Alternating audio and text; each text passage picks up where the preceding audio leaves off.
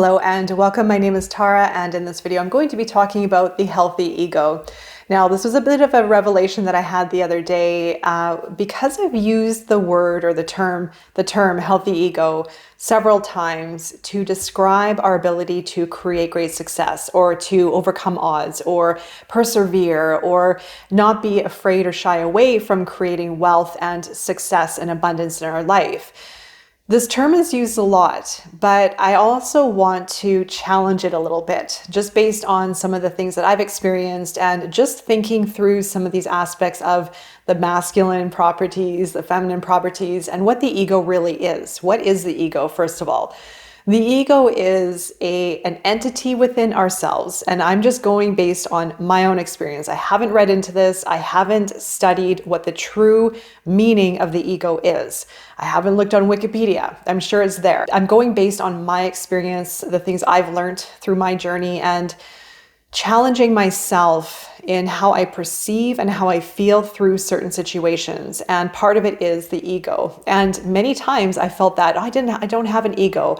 I care from the heart. I'm a very caring and warm and loving person. I don't have an ego.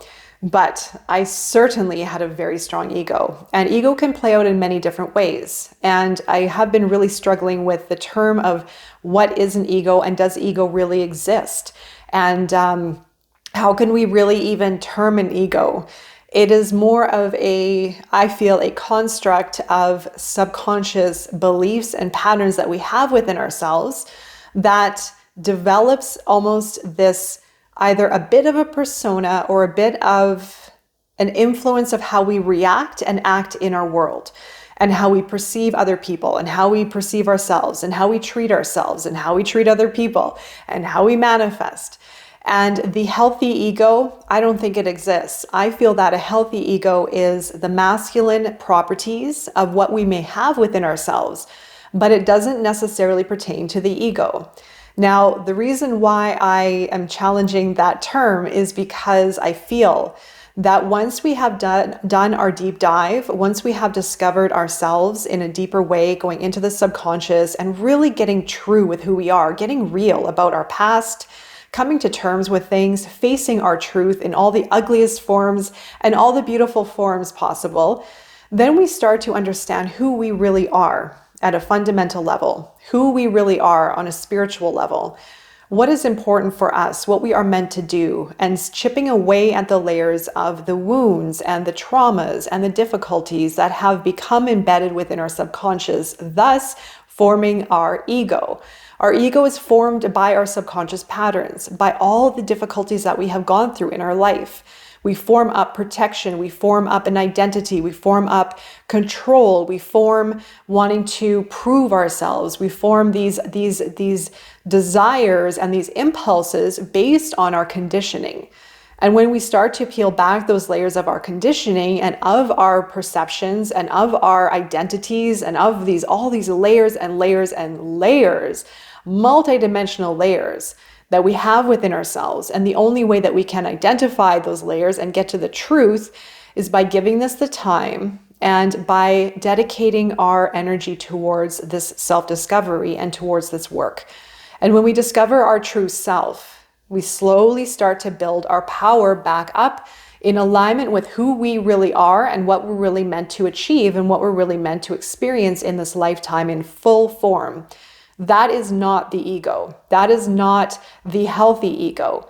That is your pure light, and that is your pure soul essence of who you are, without the need to control or to dominate or to prove yourself or to overcome odds just to show your parents that you can do this or that you're successful. And I'm only speaking from experience, but that's a very common example. Whatever the case may be, we all have these little triggers or these little beliefs or big beliefs that are buried deep within our subconscious that come up in the most unusual ways sometimes out of the blue. Sometimes we didn't even realize or don't even realize what we have within our subconscious until it becomes triggered during a certain event in our life. Now, the healthy ego, I'm scrapping the term altogether. I am sticking with our true, pure, authentic self. And when we are in our true power, it's not the ego. It is us rising higher into our abilities and capabilities to create the life we truly desire. And that is an unstoppable energy on its own. When you are in alignment with your purpose and potential and confident with your potency, there's no worry and there's no issue with what you can do. Sometimes we also might step into our personal potency and worry that maybe I'm being too strong, maybe I'm being too loud, maybe I'm being too forceful, maybe I'm being too aggressive or too out there. If you are following your truth, then there's nothing to worry about. You're meant to own it. You're meant to own your potential, your purpose, and the energy is going to come into you to support it. You're going to have limitless energy to fuel you towards your dreams and desires.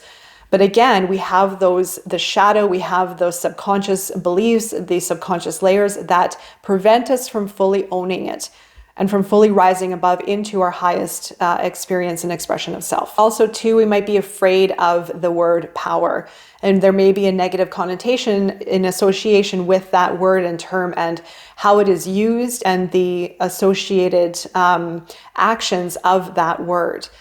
When we are in our true power and potency, then we are again able to create limitless success. And there's nothing wrong with making money, being successful, being abundant, and living to your full potential. And I've said this many times, we come from a suppressed, repressed, oppressed society, history.